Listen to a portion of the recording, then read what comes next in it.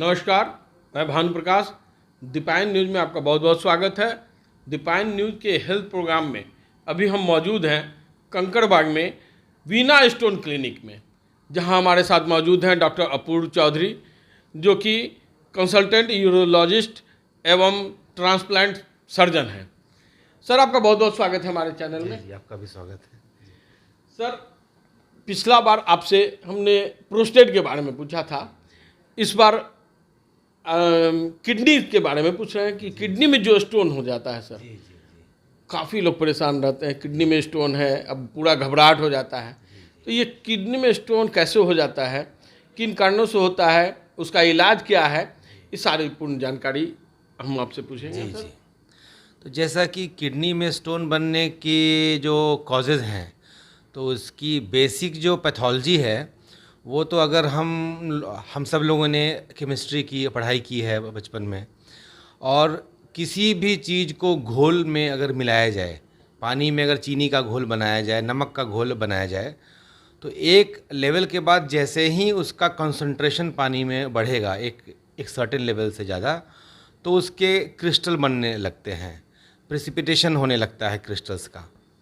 वैसे ही हमारे पेशाब में नॉर्मल रूप में ही कैल्शियम, ऑक्सलेट, फॉस्फेट, कार्बोनेट, इस तरह के बहुत सारे सॉल्ट्स निकलते हैं। जब कभी इन सॉल्ट्स की कंसंट्रेशन पेशाब में उनके प्रेसिपिटेशन पॉइंट से ज़्यादा हो जाता है, तो उसके क्रिस्टल बनने लगते हैं। सबसे पहले एक छोटा सा क्रिस्टल बनता है, और वही क्रिस्टल फिर और फर्दर और एक दूसरे से जुड़ने लगते हैं क्रिस्टल्स। जब वो एक दूसरे से जुड़ जाते हैं तो वो भारी हो जाते हैं, भारी होके वो फिर नीचे तल पे बैठने लगते हैं। जब वो नीचे बैठ जाते हैं तो उनका पेशाब के साथ बाहर निकलने की संभावना घट जाती है, तो फर्दर उन पे और भी क्रिस्टल्स जमा होने लगते हैं। और जब कई दिनों तक, महीनों तक, सालों तक ये प्रोसेस चलता है, तो वो एक अल्टीमेटली एक स्टोन का रूप ले लेता है। तो इसका सबसे फर्स्ट कारण तो ये है कि अगर हमारा पेशाब में पानी की मात्रा घट जाए। कब घटेगा? जब डिहाइड्रेशन होगा, हम पानी कम पिएंगे, या पेशाब में हमारे इन सॉल्ट्स की मात्रा किसी कारण से बढ़ जाए। हम अगर कोई ऐसी चीज़ खा रहे हैं जिसके चलते इन पदार्थों की मात्रा हमारे पेशाब में ज़्यादा है, या हम कोई ऐसी दवा खा रहे हैं, या हमारे बॉडी में कुछ मेटाबॉलिज्म में इस तरह का डिरेंजमेंट है जिसके चलते यूरिक एसिड होते हैं, ऑक्सलेट होते हैं, इसकी मात्रा अगर पेशाब में बहुत ज़्यादा हो जाए तो स्टोन फॉर्मेशन हो सकता है। एक बहुत कॉमन कॉज है इस सीज़न में, जब गर्मी है, ह्यूमिडिटी है, पसीना ज़्यादा निकल रहा है, इसमें अगर हम पानी कम पिएंगे या बहुत विगरस एक्सरसाइज करेंगे और उस समय पानी हम नहीं पिएंगे, या फिर बहुत कॉमन है रमज़ान के समय, मुस्लिम भाई हमारे रमज़ान के समय रोज़ा रखते हैं गर्मी में, तो उस समय पानी चूँकि नहीं पीते हैं, तो बहुत कॉमन है कि उस दौरान शाम में स्टोन का पेन लेके पेशेंट आते हैं। खाली पेट नहीं रहना चाहिए, कम से कम पानी की मात्रा लेते रहना चाहिए। पानी की मात्रा को लीजिए। पानी अगर कम पीते हैं तो स्टोन होने की संभावना आपकी बढ़ जाती है। और भी कई कारण हैं, जो क्रिस्टल जो है आपका खान पान से या जिस तरह से भी हो, वो क्रिस्टल बन जाता है साल्ट मिक्सिंग होने के कारण, तो आपको परेशानियां होने लगती है। तो सर, इसमें परेशानियां कैसे अनुभव करते हैं, क्या होता है? सबसे पहले एक तो बहुत कॉमन है पेन होना। यूजुअली किडनी का पेन जो है उसको हम लोग फ्लैंक पेन बोलते हैं, साइड में पेन होगा। अच्छा।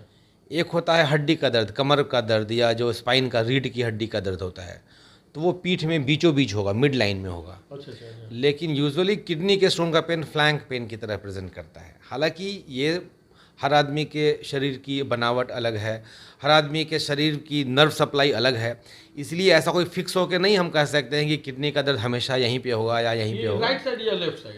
दोनों साइड। किडनी की पोजीशन दोनों फ्लैंक में रहती है, साइड में रहती है। तो यूजुअली पेन फ्लैंक में होगा, लेकिन ऐसा भी नहीं है। बहुत सारे पेशेंट आते हैं जिनका कि पेन बीचों बीच पेट के बीच में बता रहे हैं, या फिर पेट के निचले हिस्से में बता रहे हैं। तो ये डिपेंड करता है कि स्टोन एग्जैक्टली कहाँ पे है। क्योंकि किडनी में तो पेशाब बनता है, लेकिन किडनी से पेशाब निकलने का जो रास्ता है वो इधर से पेशाब ये ट्यूब के द्वारा होके पेशाब की थैली के पास आता है, और फिर वहाँ से निकलता है। तो स्टोन यहाँ किडनी में है, या जो किडनी से यूरेटर निकल रहा है इसमें है, या पेशाब की थैली के पास है, या पेशाब की थैली में है, इस पर डिपेंड करेगा कि स्टोन का पेन कैसा होगा। लेकिन ऐसा भी कई बार हुआ है कि पेन बिल्कुल नहीं है। पेशेंट जब हमारे पास आए हैं, उनकी जांच हुई है, तो पता चला कि उनकी तो किडनी बिल्कुल काम नहीं कर रही है, डिस्ट्रॉयड हो गई है। और कई बार ये ऐसा एक किडनी में नहीं, दोनों किडनी में ऐसा है, और किडनी बिल्कुल काम नहीं कर रही है, क्योंकि अगर दोनों किडनी काम नहीं करेगी तो मनुष्य सर्वाइव नहीं कर सकता है।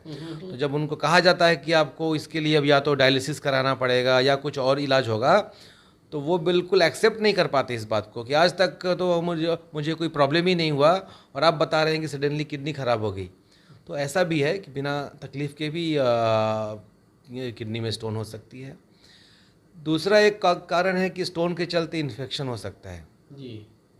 तो इन्फेक्शन होगा तो उसके लक्षण होंगे, बुखार आएगा, पेशाब में जलन होगी, पेशाब में खून भी आ सकता है। जी जी जी। कभी कभी स्टोन अगर पेशाब के बिल्कुल निचले हिस्से में यूरेटर के पास फंस गया हो तो उसे हम बोलते हैं स्ट्रैंग्यूरी। मतलब है कि आपको पेशाब की फीलिंग आती है, ऐसा लगता है कि पेशाब लगा हुआ है, आप जाते हैं बाथरूम में लेकिन पेशाब निकलता नहीं है। कंप्लेन ये तो प्रोस्टेट बढ़ने पे नहीं, हाँ एग्जैक्टली। तो पेशेंट को यही लगता है कि हमारा तो पेशाब रुका हुआ है, वो हमारे पास कंप्लेन लेके आते हैं कि पेशाब मेरा रुका हुआ है, बस पेशाब निकाल दीजिए। और कई बार चूँकि वो इतने कष्ट में होते हैं कि हम लोग उनको सीधे सीधे लेके कैथेटर डालने की कोशिश भी करते हैं, डाल भी देते हैं, लेकिन मुश्किल से 2 बूंद या 4 बूंद या 10 बूंद पेशाब आता है। तो होता है कि तो वो बोल रहे कि अरे क्या फ़ायदा हुआ हमारे, तो एक्चुअली में वहाँ पे पेशाब नहीं है, वो स्टोन फंसा हुआ है। इस जगह पे स्टोन फंसा होने पे, चूंकि ये हिस्सा पेशाब के थैली के ही पास में है, तो वो हमारे ब्रेन को सिग्नल जाता है कि पेशाब की थैली में कुछ है। तो भाई पेशाब की थैली में क्या होगा, पेशाब की थैली में तो पेशाब ही ना होगा, तो इसलिए ब्रेन उसको परसीव करता है कि पेशाब है, लेकिन वो पेशाब है नहीं, एक्चुअली स्टोन है। तो एक वो लक्षण भी है। कभी कभी पेशाब बिल्कुल रुक सकता है, अगर वो पेशाब के रास्ते में आके फंस जाए स्टोन, तो पेशाब तब हम बिल्कुल पेशाब रुक सकता है। तो तत्काल इलाज क्या करना पड़ता है, दवाई या फिर सीधे डायरेक्ट ऑपरेशन? नहीं, दर्द का तो पहला इलाज तो पेन किलर होता है, लेकिन पेन किलर हम लोग इनडिस्क्रिमिनेटली नहीं दे सकते हैं, क्योंकि बहुत सारे पेन किलर्स ऐसे भी हैं जिनका इवन सिंगल डोज से किडनी डैमेज हो सकती है। तो जब तक हम किडनी का फंक्शन नहीं जानते हों, हमें ऐसी दवा देना चाहिए जिससे कि किडनी को डैमेज ना हो। तो उसमें एंटी स्पाज्मोडिक्स हैं, मसल रिलैक्सेंट्स हैं, एंटी स्पाज्मोडिक्स हैं, ट्रामाडोल है, इस तरह के इंजेक्शन्स हम देते हैं जिससे कुछ रिलीफ मिल जाए। किसी किसी पेशेंट को इतना सीवियर पेन होता है कि उनको बिल्कुल बहुत strong pain killers, opioid group के पेन किलर्स होते थे पहले, फोर्टविन या फिर इस तरह दवाएं आती थी, पेंटाजोसिन, वो दी जाती थी, अभी भी दी जाती है। और किसी किसी पेशेंट को और भी इससे भी स्ट्रॉन्ग दवाइयाँ देनी पड़ती है। तो फर्स्ट है पेन रिलीफ हो, उसके बाद हमें कुछ जांच करना चाहिए। जी, तो जांच क्या क्या होता है? सबसे बेसिक जांच तो हम लोग एक अल्ट्रासाउंड करते हैं, ultrasound of the KUB region बोलते हैं, किडनी यूरेटर ब्लैडर। एक्सरे भी करते हैं, एक्सरे KUB होता है। फिर उसके ऊपर डिपेंडिंग ऑन द अल्ट्रासाउंड में क्या फाइंडिंग आती है, कितना बड़ा स्टोन है, कहाँ पे है, हम लोग फर्दर एक्सरे कर सकते हैं, IVU या फिर IVP बोलते हैं, या फिर आजकल CT स्कैन बहुत कॉमन है और बहुत इजीली अवेलेबल है, बहुत जल्दी हो जाता है। तो हम लोग नॉन कॉन्ट्रास्ट CT या फिर कॉन्ट्रास्ट CT, KUB रीजन, ये सब करते हैं। साथ में ब्लड टेस्ट करते हैं, ब्लड टेस्ट करके हम लोग WBC काउंट देखते हैं। WBC काउंट में अगर WBC काउंट बहुत हाई है तो वो शो करता है कि इन्फेक्शन है, तो वो शो करता है कि आपको एंटीबायोटिक भी साथ में देना चाहिए, क्योंकि किडनी को डैमेज करने में स्टोन का तो चलिए रोल है, लेकिन अपने आप में स्टोन का उतना बड़ा रोल नहीं है। अगर स्टोन के साथ इन्फेक्शन हो तब बहुत बड़ा रोल है, या अगर स्टोन ऑब्स्ट्रक्शन कर रही हो। बेसिकली स्टोन खाली पेन कर रही हो तो चलिए पेन है, लेकिन आपकी किडनी को डैमेज शायद ना करे। किडनी को डैमेज 2 ही तरीके से करती है, या तो उसने जो पेशाब बन के निकलने का जो चैनल है उसमें कहीं भी रुकावट कर दी है, या दूसरा इन्फेक्शन कर दिया है। तो इन दोनों के होते हुए we have to be very active, urgency में इसको ट्रीट करना चाहिए, क्योंकि अगर ये दोनों साथ में हों, इन्फेक्शन और ऑब्स्ट्रक्शन अगर साथ में है तो वो किडनी को विद इन डेज डैमेज कर सकता है, कम्प्लीटली डैमेज कर सकता है। तो ये डैमेज जब हो जाता है सर, डैमेज करता है किडनी को स्टोन, तो फिर क्या करना पड़ता है? मेडिसिन के द्वारा स्टोन निकल जाता है या फिर उसको ऑपरेट करना पड़ता है? देखिए, एज सच अभी तक कोई दवाई ऐसी नहीं बनी है, मतलब जो जिसका कि प्रूवन रोल है कि ये स्टोन को गलाने में या स्टोन को अपने आप फ्रैगमेंट कराने में हेल्प करता है। हाँ, कुछ दवाइयाँ हैं जो कि छोटा स्टोन है उसको शायद निकल जाने में, अपने आप बह के पेशाब के साथ निकल जाने में मदद करती हो, लेकिन उसका भी बहुत कोई मतलब प्रूवन ये एफिकेसी नहीं है। हाँ, दवाइयाँ हैं दर्द के लिए, दवाइयाँ हैं इन्फेक्शन के लिए, और जिन स्टोन को निकलना होता है वो अपने आप निकल जाते हैं। छोटे स्टोन हैं 1 mm के, 2 mm के, 3 mm के, 4 mm के, 5 mm के, 6 mm के, 7 mm, 8 mm के भी स्टोन कभी कभी निकल जाते हैं। बट यूजुअली 1 सेंटीमीटर मतलब 10 mm से बड़े स्टोन के निकलने की संभावना बहुत कम होती है। 2 mm, 3 mm, 4 mm तक के स्टोन के निकलने की संभावना होती है, लेकिन ये सब भी कोई फुल प्रूफ स्टेटमेंट नहीं है। इसमें भी बहुत प्रोज एंड कॉन्स हैं, फ़ायदा। कभी कभी हमने देखा है कि बिल्कुल छोटा सा स्टोन है, सरसों के दाने जितना बड़ा स्टोन है, और उसने किडनी को डैमेज कर रखा है। पेशेंट कई बार बोलते हैं कि हाँ हमको तो ये बहुत साल से मालूम था, और किसी हमारे घर वाले ने कहा भी था कि हाँ ये तो छोटा स्टोन है, दवा खाओ, कुर्थी का दाल पियो, उससे ठीक हो जाएगा। तो इसीलिए हम लोगों ने इसको नेग्लेक्ट किया। लेकिन हाँ, डेफिनेटली अगर किडनी स्टोन है तो you should see a doctor, you should see a urologist. और फिर जो स्टोन निकलने वाला हो, लगता है कि अपने आप निकल सकता है, उसको हम ऑब्जर्व करेंगे, लेकिन वो भी किसी डॉक्टर के केयर में ही होना चाहिए, अपने मन से नहीं होना चाहिए। That is. किडनी के स्टोन को मामूली मत समझें। अगर छोटा भी दाना है तो डॉक्टर से कंसल्ट कर में रहें। अगर वो निकलने लायक होगा तो अपने से निकल जाएगा, अन्यथा फिर डॉक्टरी इलाज के द्वारा ही ये संभव है। सर, ये एक चीज़ और पूछना था, ये जो आजकल लेजर सिस्टम आया हुआ है कि किडनी को लेजर के द्वारा तोड़ कर निकाल दिया जाता है, क्या ये पद्धति कैसा है? नहीं, देखिए, पद्धति सारी अच्छी है। पद्धति समय के हिसाब से, जगह के हिसाब से और पेशेंट के हिसाब से कोई ट्रीटमेंट हो सकता है आपके बॉडी स्ट्रक्चर के लिए जो अच्छी हो, वो मेरे बॉडी स्ट्रक्चर के लिए अच्छी नहीं हो। जो ट्रीटमेंट हो सकता है एक 50 साल के आदमी के लिए अच्छी हो, वो ट्रीटमेंट किसी 10 साल के बच्चे के लिए सही नहीं हो। तो इसीलिए लेज़र भी एक जस्ट लेज़र अपने आप में 2 तरीके से हम लोग लेज़र वर्ड का यूज़ करते हैं। एक तो हमारे यहाँ की जो ले पब्लिक है या जनरल पॉपुलेशन है, वो लेज़र का मतलब समझते हैं कोई भी ऐसा इलाज जो कि बिना चीर फाड़ के, बिना ज़्यादा डैमेज किए हमें बाहर से, और वो पत्थर का इलाज कर दे। लेज़र का मतलब ये समझते हैं। तो ठीक है, ये भी सही अंडरस्टैंडिंग है। बट एक्चुअली में laser is just a light, एक इंटेंस लाइट का बीम है जिसको लेज़र कहते हैं। सो लाइट क्या है? लाइट इज एनर्जी है। एनर्जी है, जिस तरह से इलेक्ट्रिसिटी है, हीट है, मैकेनिकल एनर्जी है, वैसा ही लाइट एनर्जी है। तो ये इसमें इतनी एनर्जी होती है कि ये स्टोन को तोड़ सकता है। तो ये एक स्टोन को तोड़ने के लिए एक चीज़ है, लेकिन इस एनर्जी को स्टोन तक पहुंचाना भी अपने आप में एक बहुत बड़ा इशू है कि भाई उसको आप कैसे पहुंचाएंगे वहाँ पे। It is not just like कि पेशेंट को बैठा दिया और सामने कोई लेज़र मशीन ऑन कर दी तो स्टोन टूट गया। अब उसको हमें, अगर किडनी में स्टोन है तो उस स्टोन तक हम उसको पेशाब के रास्ते से पहुंचा सकते हैं या बाहर से पहुंचा सकते हैं। तो ये इस पे डिपेंड करता है। अलग अलग तरह के ऑपरेशन हैं, URS कहते हैं, PCNL कहते हैं, RIRS कहते हैं, ये डिफरेंट वर्ड्स हैं। अब एक ट्रीटमेंट और होता है जिसको हम लोग लिथोट्रिप्सी कहते हैं लेमैन टर्म्स में। Actual word is ESWL, extra corporeal shock wave lithotripsy. ये ट्रीटमेंट 80s के डिकेड में, आज से लगभग 40 साल 45 साल पहले ये ट्रीटमेंट ईजाद हुआ था। और जिस समय आया था उस समय ये बहुत रिवोल्यूशनरी ट्रीटमेंट था, क्योंकि उस समय अदरवाइज़ चीड़ के ही ऑपरेशन होता था। और जैसा आप जानते हैं कि किडनी एक छोटा सा ऑर्गन है जो कि बॉडी के अंदर में मौजूद है। वहाँ तक पहुँचने के लिए हमें काफ़ी बड़ा चीरा लगाना पड़ता था। तो ये डेफिनेटली उसके लिए बहुत बड़ा कट लगता था और ऑपरेशन इतना आसान भी नहीं था, ब्लीडिंग वगैरह की भी रिस्क रहती थी।